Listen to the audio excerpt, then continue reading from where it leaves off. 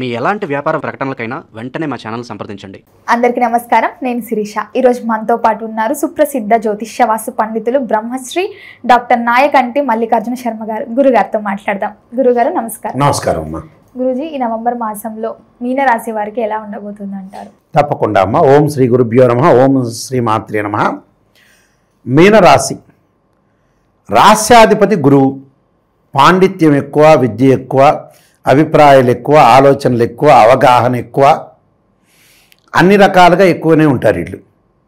అంటే ప్రతిదాన్ని ఆలోచన చేస్తారు, ఆచితూచి అడుగు వేస్తారు, ప్రతిదానిలో నిర్ణయం తీసుకుంటారు. కొంత అప్పులు చేసే అవకాశాలు ఉంటాయి వీళ్ళు. అంటే లేనిపోయిన అప్పులు చేయరు, కానీ అవసరాన్ని నిమిత్తం అప్పులు చేసే అవకాశాలు ఎక్కువ ఉంటాయి. అంటే 10 మందిలో 6. నేను చెప్పినవి మళ్ళీ డిఫరెంట్ కూడా ఉండొచ్చు, చెప్పలేము. అలాగా అప్పులు చేసే అవకాశాలు ఉంటాయి. జ్ఞానాన్ని పెంపొందించుకుంటారు. ఫేమ్ను ఎక్కువ సంపాదించుకునే అవకాశం ఎక్కువ ఉంటుంది. ఆధిపత్యము, లీడర్షిప్ క్వాలిటీసు, ఆధ్యాత్మిక జ్ఞానము, ఎడ్యుకేషన్ పరంగా ముందుకెళ్ళటం, అందరినీ తీసుకొని వెళ్ళిపోయి ముందుకు వెళ్ళే జ్ఞానము, ఇలాంటివన్నీ కూడా ఎక్కువ ఉంటాయి. అంటే లీడర్షిప్ క్వాలిటీలు ఎక్కువ ఉంటాయి. మాట, గ్రాస్పింగ్ పవర్ ఎక్కువగా ఉంటుంది. ఆలోచనలు ఎక్కువగా ఉంటాయి. అప్పుడప్పుడు కొంత భయపడుతుంటారు. అప్పుడప్పుడు భయం లేకుండా ముందుకెళ్ళే అవకాశాలు ఎక్కువ ఉంటాయి. ఇలాంటివన్నీ కూడా మీనరాశి యొక్క క్యారెక్టర్స్. రాజకీయ పరంగా పరిణితి చెందుతారు. కళలందు ఆసక్తి, సంగీత సాహిత్యాలందు, విద్య ఎందు ఉపన్యాసం చేసే అవకాశాలు ఎక్కువ ఉంటాయి. ఇవన్నీ కూడా మీనరాశి యొక్క క్యారెక్టర్స్. అయితే ఇవన్నీ కూడా గోచారరీత్యా చెప్పబడే ఫలితాలు. రేపు నవంబర్ మాసంలో మనం చెప్పబోయే ఫలితాలన్నీ కూడా బర్త్ చార్ట్కి గోచారానికి చాలా లాట్ ఆఫ్ డిఫరెన్స్ ఉంది. పదే మన వీడియోస్లో ప్రేక్షకులందరికీ చెప్తున్నాను. ముఖ్యంగా గురువు కర్కాటక రాశిలో వక్రస్థితిలో ఉండటం, నవంబర్ మాసంలో శని కూడా మీనరాశిలో వక్రస్థితిలో ఉండటం, రాహుకేతులు కుంభసింహ రాశిలో సంచారం చేయటం, శుక్రుడు తులారాశిలోను, రవి కుజుడు వృశ్చిక రాశిలోను, బుధుడు తులా వృశ్చిక రాశిలో సంచారం చేస్తారు. ఇది గ్రహస్థితి. మీనరాశి వాళ్ళకి పంచమ స్థానంలో ఏదైతే కర్కాటకంలో గురువు ఉన్నాడో ఆర్థిక పరంగా కొంత మేలు జరిగే అవకాశాలు ఎక్కువ ఉంటాయి. అంటే కర్కాటక రాశిలో వక్రగతిలో పొందితే మేలు చేస్తాడా చేయడా అంటే మిశ్రమంగానే చేస్తాడు, కానీ పరిపూర్ణంగా 100% ఇవ్వడు రిజల్ట్స్. ఒక 40% ఫైనాన్షియల్ పరంగా డెవలప్మెంట్ ఇస్తాడు. అయితే అదొక్క గ్రహమే కాదు కదా. శుక్రుడు సుఖాన్ని, భోగాన్ని, సౌఖ్యాన్ని, ఐశ్వర్యాన్ని ఇచ్చే గ్రహం కూడా శుక్రుడే. శుక్రుడు ఎక్కడున్నాడు? గోచారీత్యా సహజంగా 8వ స్థానంలో ఉన్నాడు. అంటే 1, 2, 4, 5, 8, 9, 11 స్థానాల్లో ఉంటే శుక్రుడు మంచివాడు. 1, 2, 4, 5, 8, 9, 11 స్థానాల్లో అంటే 8వ స్థానంలో శుక్రుడు ఉన్నాడు కాబట్టి మంచివాడే. అంటే ఐశ్వర్యాన్ని ఇవ్వగలుగుతాడు, డబ్బుని ఇవ్వగలుగుతాడు. ఆర్థిక పరంగా స్తోమతను బాగా పెంచే అవకాశాలు ఎక్కువ ఉంటాయి. కాబట్టి కొంత గురువు కర్కాటక రాశిలో వక్రించినా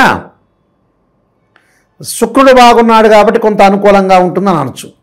అలానే శని వక్రగతిలో ఉండి మీనరాశిలోనే ఉన్నాడు కాబట్టి గతం కంటే కూడా ఆరోగ్యం అనేది మెరుగుపడుతుంది. అలానే రాహు వ్యయ స్థానంలో ఉండటంలో డబ్బులు ఖర్చు అవుతూ ఉంటాయి. ఖర్చు అవుతుందంటే ఇంకా లగ్జరీగా మీనరాశి వాళ్ళు లగ్జరీగా కొంత ఖర్చు చేసే అవకాశాలు ఉంటాయి. పిసినార్తనం అనేది కొద్ది తక్కువ ఉంటుంది ఎక్కువ మందికి. అందువల్ల ఖర్చు చేసే మనిషి కొంత ఎంత పొదుపు చేయాలో అంత పొదుపు చేయాలి, ఎంత ఖర్చు చేయాలో అంత ఖర్చు చేయాలి.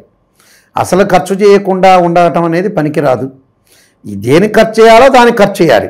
ఖర్చు చేసి ముందుకెళ్తే మంచిదే, ప్రాబ్లం ఏం లేదు. అయితే ఇక్కడ విదేశాలకు వెళ్ళే అవకాశాలు ఎక్కువ ఉంటాయి. ఆర్థిక పరంగా స్తోమత బాగా పెరుగుతుంది. 6వ స్థానంలో కేతు వల్ల ఆర్థిక పరంగా లావాదేవీలు, తీర్థయాత్రలు, పుణ్యక్షేత్రాలు, లాభాలు కలగటం, ఆస్తులు పిత్రార్జితం బాగా కలిసి వచ్చే అవకాశాలు ఉంటుంది. ఆర్థిక పరంగా బాగుంటుంది. పొలాలు, ఇళ్ళు కూడా వీళ్ళ వైపు వచ్చే అవకాశాలు. కోర్టు కూడా వీళ్ళకి పరిష్కార మార్గం చూపిస్తుంది. అన్నదమ్ముల మధ్యలో సఖ్యత బాగా పెరిగే అవకాశాలు ఎక్కువ ఉంటాయి.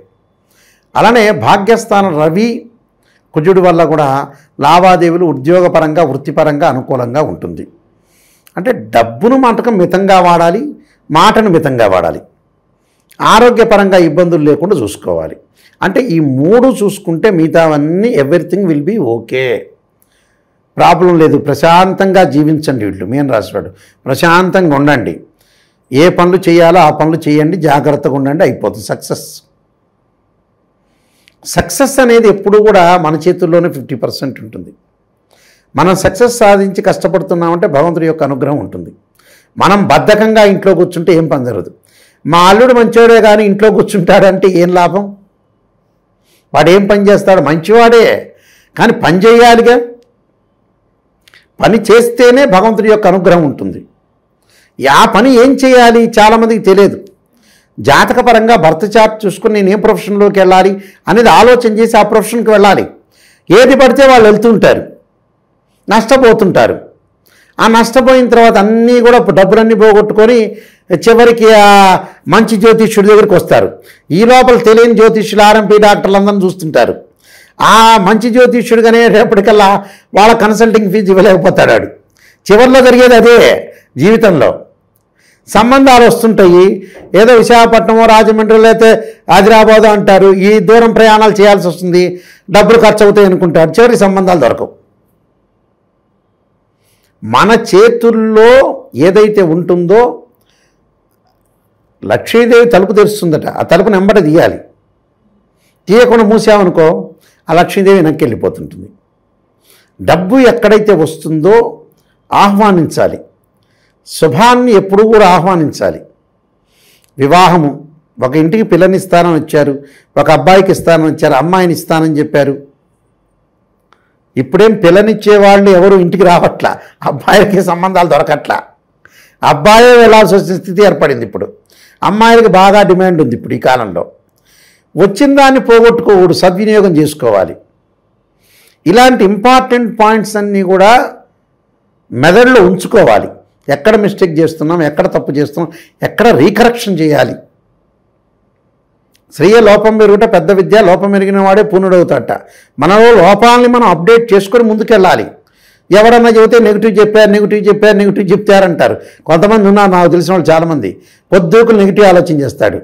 నెగిటివ్లోంచే పాజిటివ్, అది కరెక్షన్. అది ఒక పేపర్లో ఒక ఎగ్జామ్, మనం ఒక పేపర్ ఇంటర్మీడియట్ పేపర్లో కానీ డిగ్రీ పేపర్లో కానీ ఒక స్టూడెంట్ రాస్తే న్యూటన్ లా ఉండొచ్చు, లేదా ఆర్గానిక్ కెమిస్ట్రీ ఉండొచ్చు, ఇన్ఆర్గానిక్ కెమిస్ట్రీ ఉండొచ్చు, ఫిజిక్స్ ఉండొచ్చు, కెమికల్ బాండింగ్ ఉండొచ్చు, ఏదన్నా మనం రాంగ్ రాస్తే దాన్ని నెగిటివ్ అనుకోకూడదు.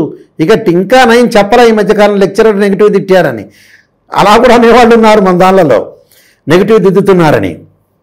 అంటే అలాంటి వాళ్ళు కూడా ఉన్నారు, బట్ కాదని చెప్పని రేర్ పర్సన్స్ ఉంటారు. అలాగా మాకు నెగిటివ్ మార్కులు వేశారు, నెగిటివ్ చెప్పారు, నెగిటివ్ ఏందా నెగిటివ్ అసలు అర్థం కాలే. ఒక మనిషి ఇక్కడ ఇదే అవుతాడు అనగానే వెంబట జరిగిపోతుందా? మీ కారు వెళ్ళి గుద్దుకుంటుంది అనగానే గుద్దుతారా? 100 మందిని తీసుకోండి, రోడ్డు మీద నిలబెట్టండి, గుద్దుతారు అని చెప్పగానే గుద్దుతారా? అన్నీ ఎలా ఉన్నాయంటే కొంత మూఢనమ్మకాలు కూడా లోపల దూరినాయి చాలామందికి. మనం చేయాల్సిన పని మంచిగా చేయాలి, నెగిటివ్ అనుకోకూడదు. నెగిటివ్లోంచి నెగిటివ్ నిజంగా జరుగుతుంది అని అనుకుంటే జాగ్రత్త పడండి. నెగిటివ్ అనుకోవాలని నేను చెప్పను, పాజిటివ్ అనుకోండి, తప్పులేదు. కానీ కళ్ళకి కనుక గంతలు కట్టినట్టుగా ప్రతిదానికి పాజిటివ్ అనుకోవద్దండి. కొన్ని మంచి ఉంటే డాక్టర్ దగ్గరికి వెళ్ళాను, షుగర్ ఉందని చెప్పాడు అనుకోండి, ఈయన నెగిటివ్ డాక్టర్ అనుకోవద్దండి. సార్ వచ్చింది ట్యాబ్లెట్ ఎన్న వాడాలి, పాజిటివ్గా ఉండాలి. ముందుగా నా డాక్టర్ని ప్రేరేపించి షుగర్ ఏం లేదని చెప్పండి, బీపీ ఏం లేదని చెప్పండి, ఇదే ప్రపంచం ఎక్కడికి వెళ్తుందో తెలియవట్లేదు జనాలు. అందువల్ల ఇలాంటి వాటికి నెగిటివ్లోంచే పాజిటివ్ తెప్పించుకోండి. నెగిటివ్ ఉన్నా భయపడక్కర్లా, దానికి ఒక రెమెడీ ఏదో ఒకటి పరిహారం ఉంటుంది, ఆ పరిహారం చేసుకొని ముందుకెళ్ళండి చాలు. 100% సక్సెస్ అవుతుంది. ఆ సక్సెసే మన దేశం మన చేతుల్లో ఉంది. ఆ సక్సెస్కి ఏమిటి అడ్డు అంటే డబ్బు అడ్డు. ఒక అమ్మాయిని చూడాలన్నా, అబ్బాయిని చూడాలన్నా, లేకపోతే మ్యారేజ్ బ్యూరోలోకి వెళ్ళాలన్నా, ఎవరైనా ఆస్ట్రాలజర్ డబ్బులు అడుగుతున్నా, కన్సల్టింగ్ ఫీజు అడుగుతున్నా, ఆయన ఏదైనా పూజలు చెప్పినా, ఈ మధ్యకాలం చూసి ఎవరైనా ఒక అతను పూజలు చెప్పాడు, నిజమే కరెక్టే, ఆ జాతకాన్ని చూస్తే నిజమే అనిపించింది నాకు. కరెక్టే, నేను జాతకాన్ని చూసి ఆయన చెప్పింది కూడా రైటే. నిజంగా పూజలు చేస్తేనే వాళ్ళ పరిష్కారం అవుతుంది. వాడు పూజ చేయలే, ఆయన చెప్పింది తక్కువే, కానీ శాంసంగ్ ఫోన్, యాపిల్ ఫోన్ కొన్నాడు. చూడండి ఎలా ఉందో, లగ్జరీగా ఎక్కడికో తిరిగి వచ్చాడు, ఊరికి వృధా ఖర్చులు పెట్టాడు. ఓ బైక్ కొన్నాడు, అలాగా బైక్ మీద తిరిగి 50,000 40,000 ఖర్చు పెట్టుకొని వచ్చాడు. ఒక డాక్టర్ దగ్గరికి వెళ్ళాలి, డాక్టర్ 1,500 2,000 స్కానింగ్ అన్నాడు, వద్దనుకున్నాడు. ఇంట్లో ఏదో టీవీనో ఏదో కొన్నాడు ఫ్రిడ్జ్. అంటే లగ్జరీ అవసరమా, నిజం అవసరమా? కంపారిజన్ చేసుకోవాలి. ఆ కంపారిజన్ చేసుకున్నవాడే ఊరికి మనగాడు. అది కొన్ని పరిహారాలు చేసుకొని ముందుకెళ్ళాలి. గురుగారు, ఈ మీనరాశి వాళ్ళు ఎలాంటి పరిహారాలు చేసుకోవాలంటారు? విష్ణు సహస్రనామం పారాయణం చేసుకోండి, లలితా సహస్రనామం పారాయణం చేయండి, విష్ణు సహస్రనామం శనివారం చేయండి, సోమవారం రోజున ఓం నమః శివాయ చేయండి, శుక్రవారం లలితా సహస్రనామం పారాయణం చేయండి, మంచి జరుగుతుంది. గురుగారు, మొత్తం మీద నవంబర్ మాసంలో మీనరాశి వారికి ఎలా ఉండబోతుందో తెలియజేసినందుకు ధన్యవాదాలు. నమస్కారం.